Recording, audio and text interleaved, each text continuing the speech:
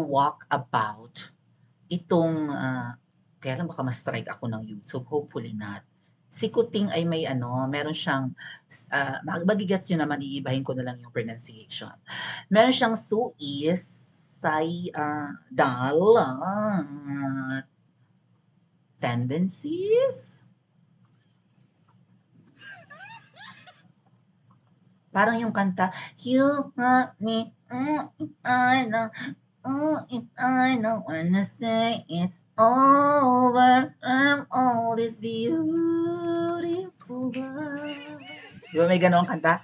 "I'm gonna do it, oh, I know, I know, oh." Parang may ganong kanta, okay? Oh. Meron siyang sa idol, tendencies, parang gano'n. May plano siyang gurgurin ang kanyang sarili. Bakit? Ang sabi ng kausap namin, kinontak siya ng puting ahas. Ang gulo-gulo na daw dyan sa kamangyang na punong-puno ng ahas. Lagi daw nagtatalo yung magjuwawawa. Either magbungangaan sila or what. Pero iba ang nai-imagine ko eh. Okay? Ito kasing si Kuting Lawlaw ay, bakit Kuting Lawlaw? Bahala kayo dyan. Ito daw kasing si Kuting Lawlaw, pag sinugod raw siya ng taong bayan at naulit daw yung nangyari sa pamilya nila na nag-cause ng trauma sa kanya, maggugurgur daw siya ng kanyang sarili. At baka sinasabi niya yan kay Queen Votoda. Kilala niyo si Queen Votoda? Naririnig daw ito sa kamangyang. Yun daw ang sinasabi ni Coaching. Maggugurgur daw siya ng kanyang sarili. Ready na ba ang iyong pangbangbang na itututok sa sentido, Coaching? Ready na ba ang iyong pangbangbang na itututok sa iyong junganganga? Bang, bang, into the room. Bang, bang, all over you. Sabi nung kanta. Ready na ba? Ano gagawin mo? Mag-inom ka sang hilo? Mag-overdose ka sang pulburon? What? Ito kasi yan, Kuting. Binudol mo kaming lahat. Lahat kami binudol mo. Kung totoo man yung numbers mo, 31M, binudol mo yan. Right? Eh, ang dami nang tumatalikod ngayon. Pag pumupunta ka sa lugar kung saan-saan mag-iikot ka, meron pang kailangang magpa-cheer. May mga crowd cheerer si Kuting, kung ano man ang tawag dyan. No? Papapasok si Kuting sa venue, halimbawa sa isang basketballan or sa gym. May mauunang maglalakad na siguro mga politiko doon, local politicians, mayor, konsehal, kung sino man yan. Sasabihin ng, di ba na may video ganyan? Ay, sigaw kayo, palakpak, palakpak. May gumaganon pa.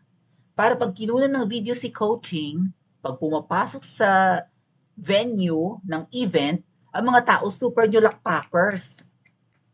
Si VP Sara pag dumadating sa mga venue ng mga kung ano mang pagtitipon, nagkakagulo ang taong bayan. Hala pa picture. Kay Kuting hindi ganyan. Ramdam niya na kaya siya niyakap ng mga Duterte supporters ng majority ng bumoto sa kanila kahit ang sabi ni Gadon ay nanalo lang daw si VP Sara dahil din kay Coaching. Gadon na nangyari sa'yo, parang bumaliktad ang mundo, parang ikaw na yata ang naging biu-biu. Mga bobo!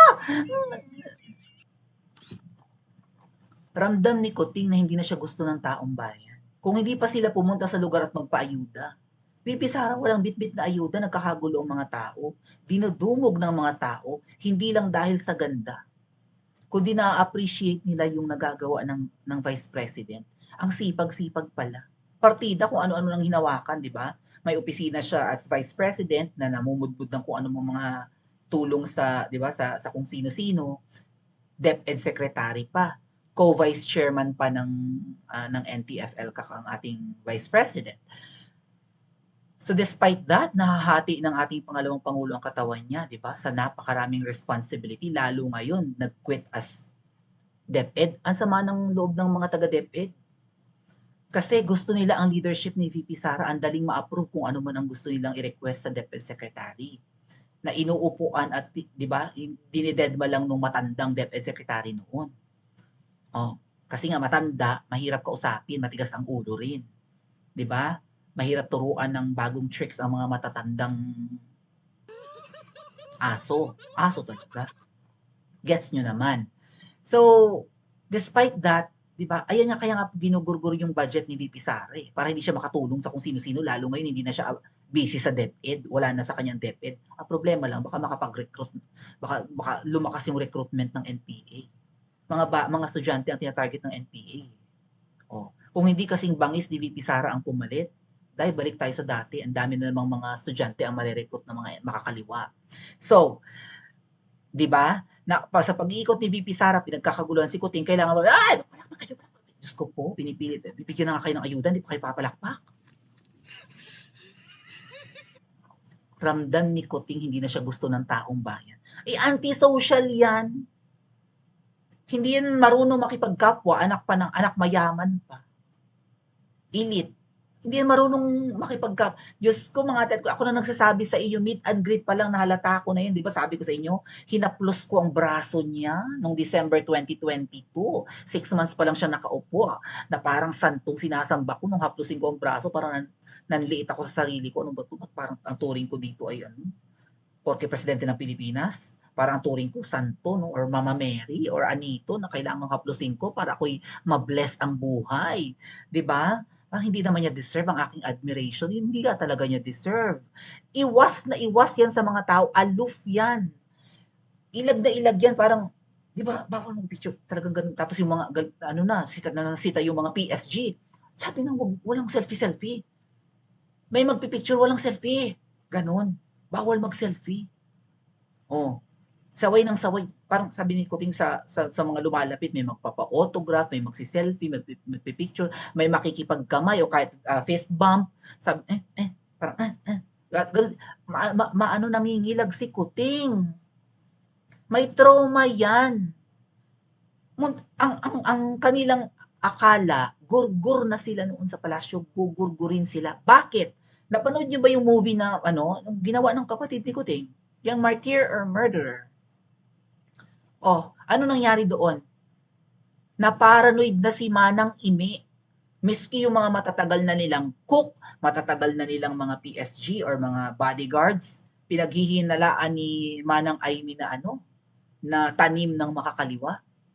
Kasi yung tataga sa kanila sa loob ng palasyo, matagal na nilang empleyado sa palasyo, ilang taon sila diyan, 21 years. Na-infiltrate sila. Kinuha ang loob nila. Akala nila, 'di ba akala nila ano lang nila, maid. Maid ang tawag nila eh.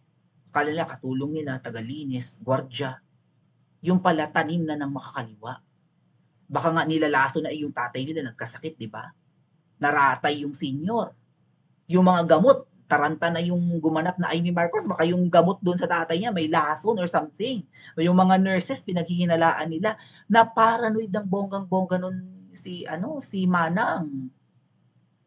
So are the other children of the Marcoses na paranoid silang lahat. Tatagain. Papatayin sila sa loob ng palasyo. Napasok sila. Gated yan, puro gwardya. Oh, paranoid sila. Kaya yung kanilang fear, yung kanilang trauma noon nagbabalik ngayon. Kasi syempre, kaya nga pinagtatanggal nila kung sino-sino. May sinipa na naman daw na PSG. Nahuli daw ni Kuting na nakikipagtorjakan yung PSG. Di umano. Kay Queen Palaka. May mga ganyang cheka. Oh. Kaya nagrarabulan yung mga yan. So, ngayon, ang tanong, ano ang ginagawa ni Palaka para mapigilan yung tangka ng kanyang jowa na maggurgur ng sarili kung sakasakaling pasukin ulit sila ng taong bayan. Kasi pumasok nun sa Kamangyang, yung nag-ransack ng Kamangyang, nanguha ng mga alahas, mamahaling gamit, pera, ginto, mga mamahaling paintings, mga vase, at kung ano-ano pang mga antiquities yun, mga memorabilia ng mga dating tumira ng Kamangyang, mga pangulo, first ladies and whatnot. no, yung first family, niransak yan eh. Mga documents nakuha, na trauma sila. Isipin mo kung anong mararamdaman mo, ikaw ay mayamang tao, maraming gamit, maraming mga titulo ang bahay mo, may mga vault ka, di ba? May mga mamahaling kang gamit, antique, ginto, pera sa loob ng bahay mo, pinasok ng taong bayan. Kinalkal, sinira. Pati yung kanilang mga real estates sa kung saan-saan, niransak ng taong bayan. O iyak-iyak nga si Imelda noon, di ba? Yung bahay nila sa Leyte, bahay nila sa Ilocos, 'di ba? Dinurog ng mga tao, giniba, naghanap ng mga ginto at kung ano pang mga mamahalin kasi sila ay tinatawag na magnanakaw. Babawiin namin ang mga ninakaw nyo sa amin. Ganun ang ganap ng mga tao pero yung iba dun mga ganid rin. Yung trauma nila nagbabalik. Eh, ba't ka bumalik sa Kamangyang Kuting? Yan ang tanong. Hindi mo naman alam mo sa sarili mo na hindi mo kaya, pero feeling mo rockstar ka, hindi ka naman kasing talino ng tatay mo, hindi ka kasing galing, kitang-kita. Bangag ka nga. Kasi ang sabi nga nung nakausap kong driver, na dating gumagamit din ng kokaina, pag nakatira ka niyan, feeling mo rockstar ka. Feeling mo superstar ka. Feeling mo ikaw yung the best. Pinakagwapo, pinaka-confident, pinakamayaman, pinaka-popular. Yan daw ang effect ng kokaina. Ang feeling mo daw, ikaw ang you are the greatest. Kaya yung ibang nagkokaina, tumatalon. Baka gawin ni Kuting yan. Huwag kang tumalon sa Kamangyang, mababa lang. 2 palapag lang yata ang Kamangyang. Kahit tumalon ka sa Ilog Pasig, hindi ka matetegi bumbong Kuting. Pwede kang malaso ng pollution ng Ilog Pasig dyan sa likod ng Kamangyang. Okay. Pero tingin ko di ka matitegi. Punta ka ng BGC, doon ka tumalon. Charot lang. Charot lang, oy. Hanap ka ng building na matatayog, doon ka tumalon. Kasi ang feeling daw ng mga nagkukokaina, sila si Superman, sila si Superwoman, Supergirl. Kaya nilang lumipad. Naniniwala sila, I believe I can fly, I can reach the heaven above, the sky, I can be your true friend.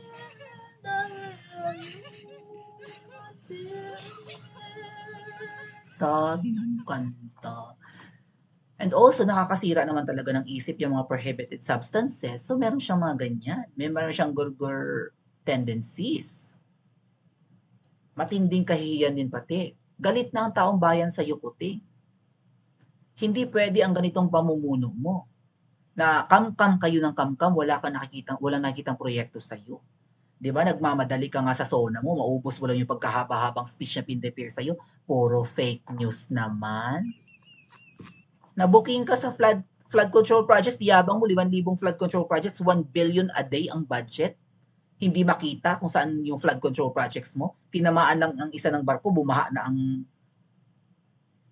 Maynila at mga neighboring places ng NCR.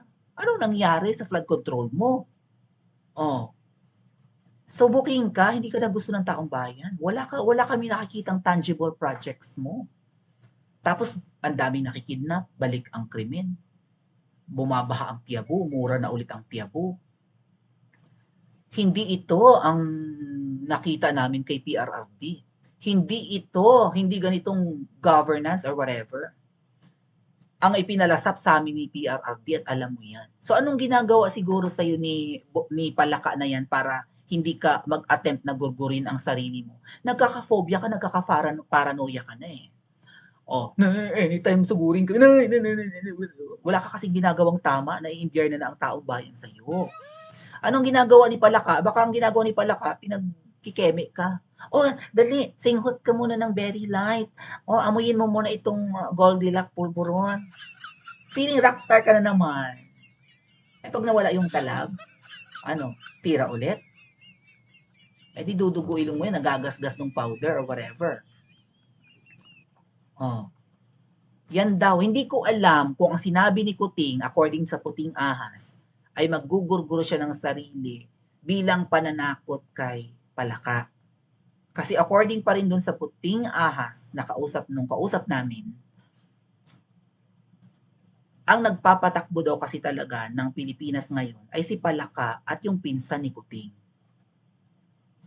Siguro may mga gusto ring gawin si Kuting, may mga kaibigan din siyang dapat kasama niya, nagkandaligwak dahil ang nasusunod ngayon si Palaka at saka si Tamba, 'di ba? So ang gulo-gulo na, right? Grabe ang corruption kung ano-ano pa nabu-booking na ang kanilang mga pinagkakagawa. Yan yung kanilang duran-duran na-booking. Tuwing may mga secret na lakad, nabu-booking pa rin. O, a-attend ng kasal, nabu-booking. 'Di ba? Si Kuting hindi lumalabas 'pag may mga importanteng itatanong sa kanya. Hindi nakikiramay sa mga nagkakandamatay or what. May nagpatiwakal na farmer sa Mindoro dahil sa mahal ng presyo ng sibuyas nagkandalugi-lugi nung nag-spike yung sibuyas 2023 mga tekuya. Was it last year? Or was it 20 I think so. No, no. Was it last year or 2022? Nag-spike yung presyo 2022. Nag-spike yung presyo ng sibuyas, umabot ng 850.